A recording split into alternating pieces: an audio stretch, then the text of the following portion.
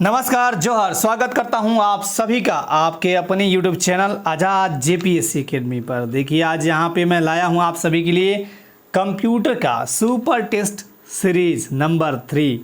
ये इम्पॉर्टेंट है झारखंड के सभी एग्ज़ाम जहां पे कंप्यूटर पूछे जाते हैं, विशेषतः CGL exam, LDC exam, steno exam के लिए बहुत उपयोगी है। CGL में 60 अंक पूछे जाते हैं यहीं से। LDC की बात करूं 150 अंक यानी 50 क्वेश्चन पूछे जाते हैं, है ना। और यहाँ पे मैं आपको क्वेश्चन दिखाऊंगा, आप सब रेडी हो जाइए। क्वेश्चन रहेंगे, 4 विकल्प होंगे, जो सर्वश्रेष्ठ विकल्प उत्तर के रूप में आपको मिलेगा या दिखेगा। कमेंट बॉक्स में उसका आंसर करते रहना है। तो चलिए स्टार्ट करते हैं। आज का पहला क्वेश्चन आपकी स्क्रीन पर रहा ये। प्रश्न कहता है उस तकनीक का क्या नाम है जो काम खत्म होने से पहले ही दूसरा काम शुरू कर देता है? डाटा फ्लो, एरे, वेक्टर या पाइपलाइनिंग? अब आपको सोच समझ के उत्तर देना है। जो सही जवाब देगा मेरे दोनों हाथों से पहले ही क्वेश्चन पे थम्स अप, क्योंकि ये क्वेश्चन थोड़ा सा दिमाग लगाने वाला है। देखिए क्या पूछा गया, उस तकनीक का नाम क्या है जो काम खत्म होने से पहले ही दूसरा काम शुरू कर देता है? चलिए उत्तर दीजिए, सोच समझ कर उत्तर मुझे बताइए, फटाफट उत्तर दीजिए। चलिए सभी लोग उत्तर दीजिए। जिसका भी जवाब पहला का डी आया हो, पाइपलाइनिंग, बहुत बढ़िया, मेरे दोनों हाथों से थम्स अप। तो आज का दूसरा प्रश्न आपकी स्क्रीन पर रहा ये।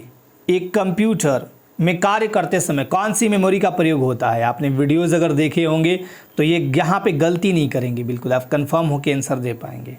अगर वीडियो आप नहीं देखे होंगे कंप्यूटर रैम रोम क्या है, तो मैं डिस्क्रिप्शन में उसका लिंक दे दूंगा, देख लीजिएगा। चलिए, कौन सी मेमोरी का प्रयोग होता है कंप्यूटर में कार्य करते समय?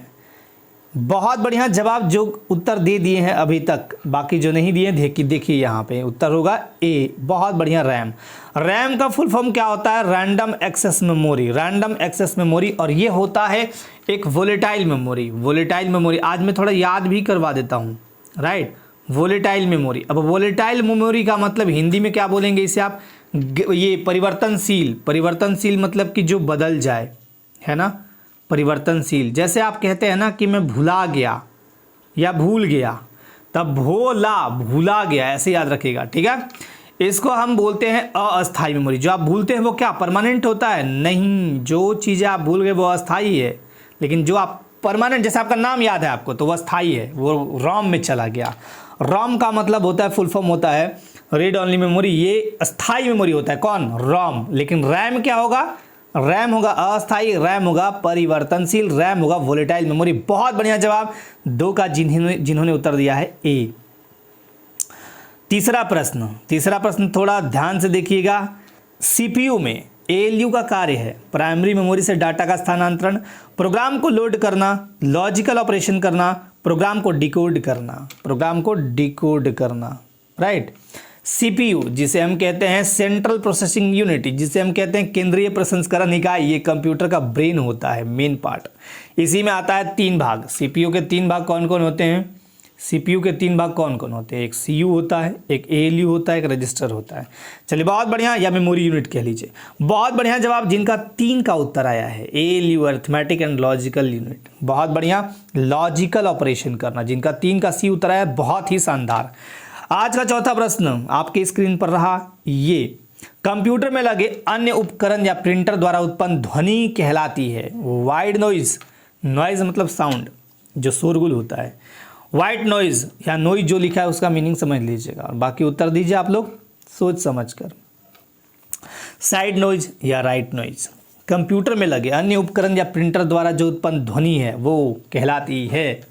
4 का उत्तर बताइए। 4 का जिनका भी उत्तर आया हो ए, शानदार, वाइड नॉइज, बहुत ही बढ़िया। 5वें नंबर पे चलता हूं। वर्तमान कंप्यूटर निम्न में से किस पर आधारित है?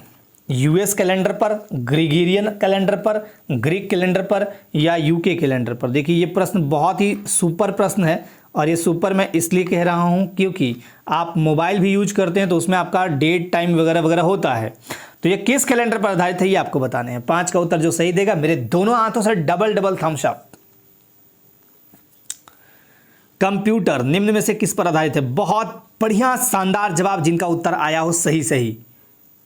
चलिए अब मैं उत्तर देता हूं। इसका जो सही उत्तर होगा 5 का वो होगा डी, UK कैलेंडर पर। आज का छठवां प्रश्न, पैड का पूरा नाम क्या है? PAD, pad. Personal digital adapter, personal digital assistant, personal dot application या पर्सनल ड्राफ्ट ऑब्जेक्ट? उत्तर दीजिए। 6 नंबर का उत्तर बताइए। शानदार जवाब, जिनका उत्तर आया है बी, यानी पर्सनल डिजिटल असिस्टेंट। आज का 7वां प्रश्न, ह्यूमन वेयर कहते हैं, थोड़ा सा दिमाग लगाइए, क्वेश्चन बन जाएगा। ह्यूमन वेयर पूछा है आपसे। वे सभी यूजर्स जो किसी न किसी रूप में कंप्यूटर से संबंधित होते हैं, वे सभी लोग जो मानव समाज से जुड़े होते हैं, वे सभी लोग जो कंप्यूटर से नहीं जुड़े होते हैं, वे सभी लोग जो कंप्यूटर से जुड़ना चाहते हैं। 7 का उत्तर जो सही देगा एक हाथ से थम्स अप। चलिए उत्तर दीजिए। शानदार जवाब, जिनका उत्तर आ गया हो ए। थोड़ा सा दिमाग लगाना था, कुछ नहीं करना था। हम सभी क्या है? यूजर हैं जो किसी न किसी रूप में कंप्यूटर से जुड़े होते हैं, तो इस हम लोग को क्या कहा जाता है? Human where. ENIAC का पूरा नाम, ENIAC पूरा नाम क्या है? Electronic numerical integrator and calculator या electronic national implementation associated company या electric number integrator for automatic code या enlarge numeral integrator automatic card? उत्तर दीजिए। अभी तक उत्तर आने भी लगे। वाह, शानदार शानदार, सुपर, बहुत बढ़िया। 8 का जिनका उत्तर आया हो, बाकी लोग भी दे दीजिए। और जवाब क्या होगा? A is right answer, electronic numerical integrator and calculator. आज का 9वां प्रश्न, 9वां प्रश्न ये कहता है आपसे, सोच समझ कर इसका उत्तर दीजिएगा। इसका उत्तर सोच समझ कर दीजिएगा। कंप्यूटर में गणना करने की पहली इकाई है 0, 01, 1 या 10? उत्तर दीजिए। कंप्यूटर में गणना करने की पहली इकाई पूछा है, पहली इकाई। अगर आपसे कोई पूछता है कि आपका नाम का पहला लेटर क्या है, तो वैसा ही उत्तर यहां दीजिएगा, कंफ्यूज मत होइएगा। और यहां पे कुछ लोग कंफ्यूज तो होने लगे हैं। गणना करने की पहली इकाई क्या है? देखिए इसका सही जवाब जो होगा, सबसे पहले तो आपको बताता हूं कि जो मेमोरी है ना, स्मृति, मेमोरी, इसकी सबसे लघुत्तम यानी सबसे छोटी इकाई होती है बिट या बिट्स कह सकते हैं, राइट। और बिट जो है एक डिजिट के बराबर होता है। बिट बराबर 1 डिजिट कह लीजिए, DIGIT डिजिट, ठीक है।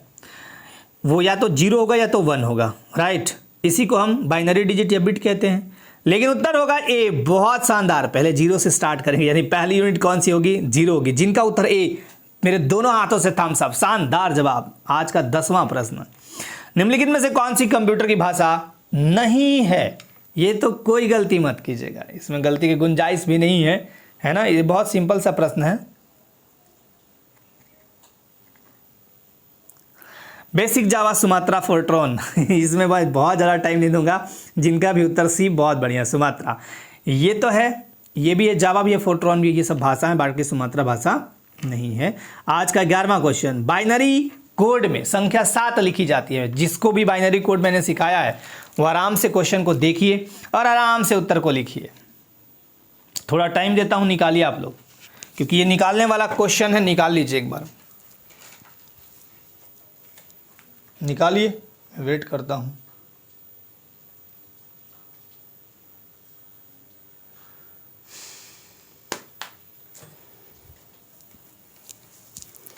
वाह, सुपर, निकालिए निकालिए निकालिए, बाकी लोग भी निकालिए। ये निकालने वाला है, थोड़ा टाइम लगता है, बहुत ज़्यादा नहीं लगेगा क्योंकि 7 है, मात्र 7 है। बहुत बढ़िया जवाब, जिनका उत्तर आ गया हो अब तक। बट मैं एक बार सिखा देता हूँ, ध्यान यहाँ दीजिएगा आप लोग, है ना। देखिए कैसे निकलता है, चुपचाप कुछ नहीं करना है। यहाँ से मैं लेता हूँ, 7 लिखा हुआ है ना, कुछ मत कीजिए। यहाँ देखिएगा स्क्रीन पे,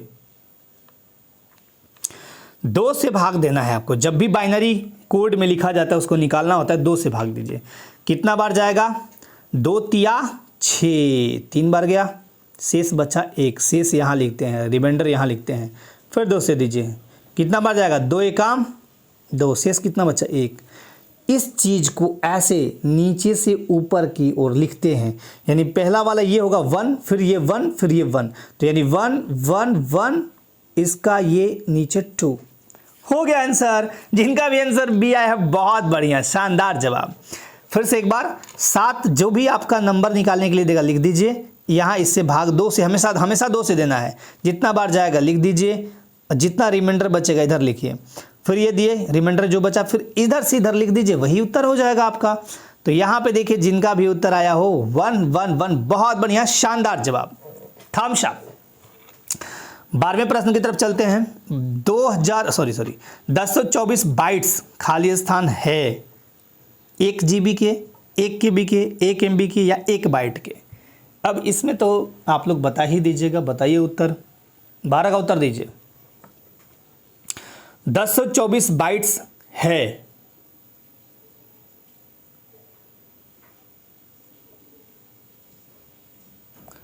सुपर जवाब, जिनका आया है 1 किलोबाइट, बहुत बढ़िया। देखिए कितना शानदार प्रश्न है, 1024 बाइट्स पूछा है तो 1 KB 1 किलोबाइट। चलिए आज का 13वां प्रश्न, 1 टेराबाइट में कितने मेगाबाइट होते हैं, ये कैलकुलेशन करके निकालिए। 1 टेराबाइट यानी TB, पहले होता है KB, फिर MB, फिर GB, है ना, फिर TB होता है, तो आप निकालिए कितने MB होंगे। कैलकुलेशन करिए, कैलकुलेशन फटाफट, मैं थोड़ा सा रुकता हूं, टाइम देता हूं आपको।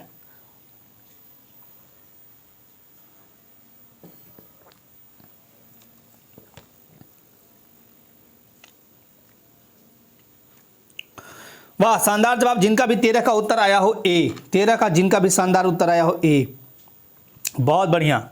आज का 14वां प्रश्न, 8 बिट किस पोर्ट में ट्रांसमिट हो सकते हैं, 8 बिट किस पोर्ट में ट्रांसमिट हो जाते हैं सॉरी, डेडिकेटेड पोर्ट या पैरेलल पोर्ट या SCSI पोर्ट या USB पोर्ट, उत्तर दीजिए।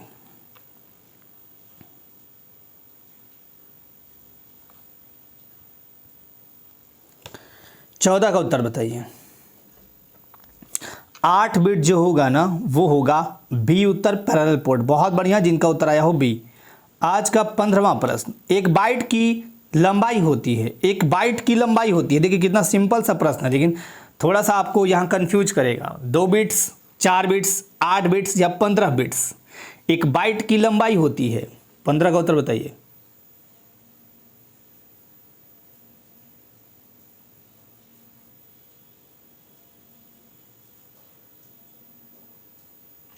सुपर जवाब, जिनका 15 का उत्तर आया है आपका C यानी 8 बिट्स, 8 बिट्स, 1 बाइट की लंबाई कितनी होती है, 8 बिट्स, बहुत अच्छा। 16वां नंबर,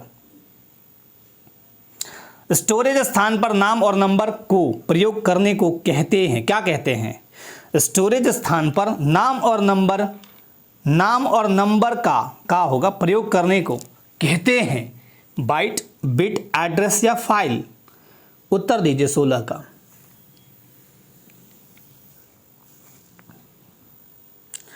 सोलह का उत्तर बताइए।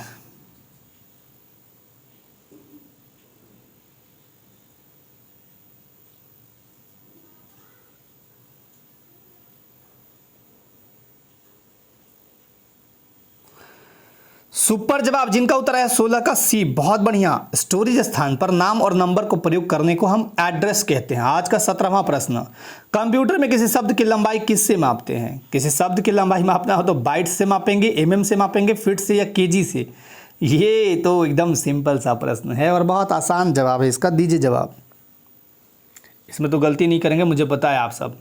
वाह, सुपर सुपर सुपर, शानदार शानदार शानदार, क्या बात है, बहुत बढ़िया। जवाब होगा A यानी बाइट्स, शब्द की लंबाई हम कंप्यूटर में बाइट्स से मापते हैं। चलिए आज का 18वां नंबर, ऑक्टल नंबर सिस्टम का आधार यानी बेस क्या होता है, बेस पूछा है, ऑक्टल का बेस पूछा है आपसे, बेस 3, बेस 8, बेस 4 या बेस 5, ऑक्टल। 18 का उत्तर दीजिए। सुपर, शानदार जवाब शानदार जवाब, बहुत बढ़िया। इसका जो सही आंसर होगा वो होगा B, बेस क्या होगा, 8 होगा, ऑक्टल 8 होगा। बाइनरी का बेस क्या होगा बताइएगा। चौथी पीढ़ी के कंप्यूटरों का मुख्य पुर्जा है micro processor, transistor, integrated circuit या वाल्व, उत्तर बताइए। चौथी पीढ़ी पूछा गया है कि कंप्यूटर का मुख्य पुर्जा है micro processor, transistor, integrated circuit या वाल्व। 19 का जो सही उत्तर देगा मेरे दोनों हाथों से थम्स अप।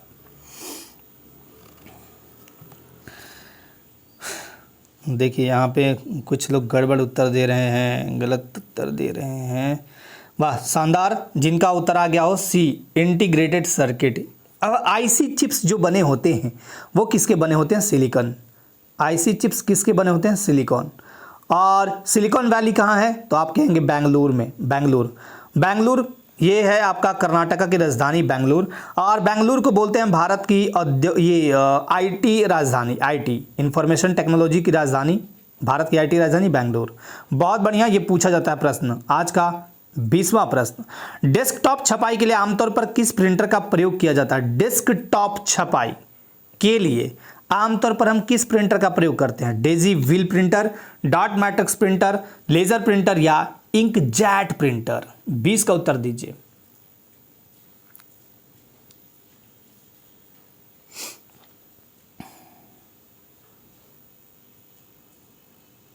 सुपर जवाब, जिनका उत्तर आ गया हो अभी तक, बाकी लोग भी जवाब दीजिए। डेस्कटॉप छपाई के लिए आमतौर पर किस प्रिंटर का प्रयोग किया जाता है, यह आपसे पूछा गया है। और एक शानदार जवाब, वाह बहुत बढ़िया, जिनका उत्तर आया है लेजर प्रिंटर। बहुत बढ़िया, लेजर प्रिंटर। और लेजर प्रिंटर अच्छा माना जाता है, अभी ऑफिस वगैरह में भी यूज करने को मिलता है, क्योंकि इसमें जो आपका प्रिंटिंग का जो क्वालिटी होता है, जो प्रिंट करते हैं, वो बहुत ही क्लैरिटी के साथ होता है, बहुत ही अच्छा होता है और बहुत तेजी से ये काम भी कर लेता है। राइट। आज का 21वां प्रश्न, निम्न में से कौन सी युक्ति प्रथम से द्वितीय जनरेशन कंप्यूटर में परिवर्तन के लिए उत्तरदायी है? प्रथम से द्वितीय जनरेशन कंप्यूटर में परिवर्तन के लिए उत्तरदायी है? Chip, vacuum tube, large scale integration या ट्रांजिस्टर? क्वेश्चन को फिर से पढ़ता हूं, कौन सी युक्ति प्रथम से द्वितीय जनरेशन, राइट, कंप्यूटर में परिवर्तन के लिए उत्तरदायी है, ये आपको बताने हैं। चलिए उत्तर दीजिए कि इसका।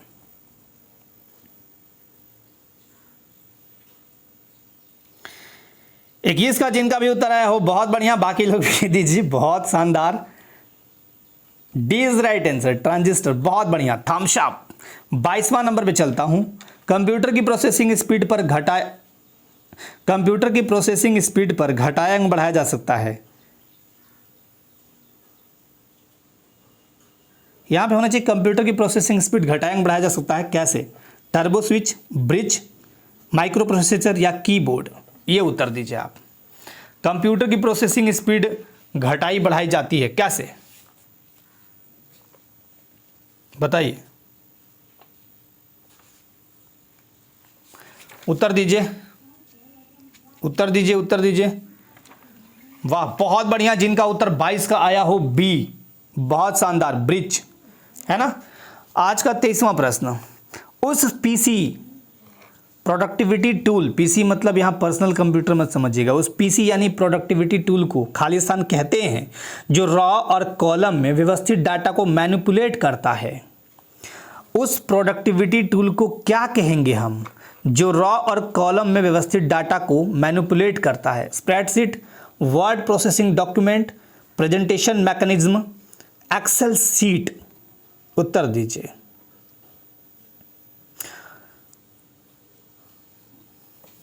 वाह क्या बात है, शानदार जवाब, जिनका भी उत्तर आ गया हो ए, स्प्रेडशीट। बहुत ही बढ़िया, शानदार। हम प्रोडक्टिविटी टूल को स्प्रेडशीट कहते हैं जो रॉ और कॉलम में व्यवस्थित डाटा को मैनिपुलेट करता है। बहुत ही बढ़िया।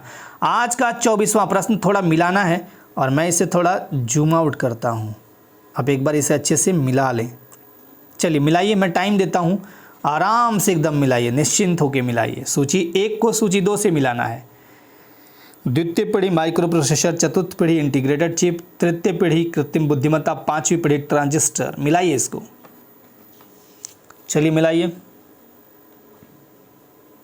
वो स्विच बंद कर दो, वहाँ से नीचे होगा वो, हाँ वही वाला, ठीक है। चलिए बताइए, सूची 1 को सूची 2 से सुमेलित कीजिए, 24 नंबर का उत्तर दीजिए।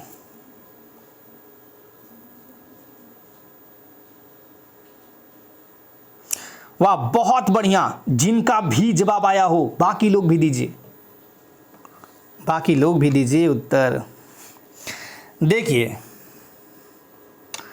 द्वितीय पीढ़ी ये होगा आपका ट्रांजिस्टर, मिलाते रहिएगा, ठीक है। चतुर्थ पीढ़ी माइक्रो प्रोसेसर, तृतीय पीढ़ी इंटीग्रेटेड चिप और 5वीं पीढ़ी कृत्रिम बुद्धिमत्ता। अब बताइए आंसर क्या हुआ? D is right answer. बहुत बढ़िया, शानदार जवाब। जिनका भी उत्तर आया हो डी। आज का 25वां प्रश्न ये रहा आपके स्क्रीन पे, थोड़ा इसे मैं जूम कर लूँ। चलिए बताइए, कौन सी डिवाइस में डेटा को स्टोर करने के बाद उसमें परिवर्तन नहीं कर सकते हैं और वह हटा भी नहीं सकते हैं?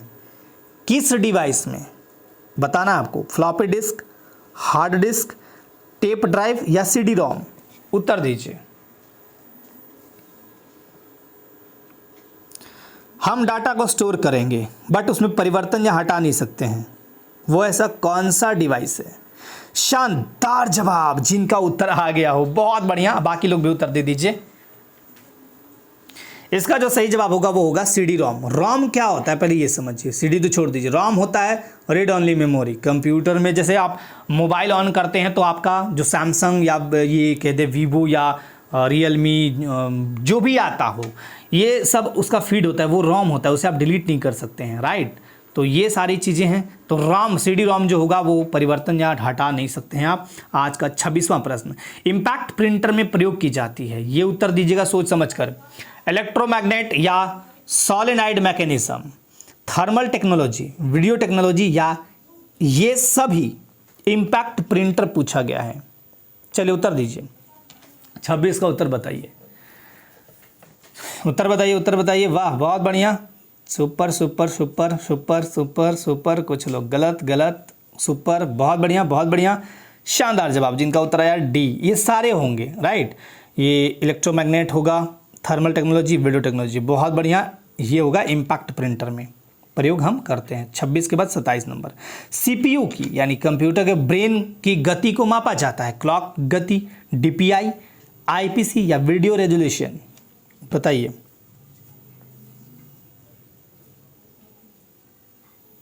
सत्ताईस का उत्तर दीजिए। वाह क्या बात है, सुपर।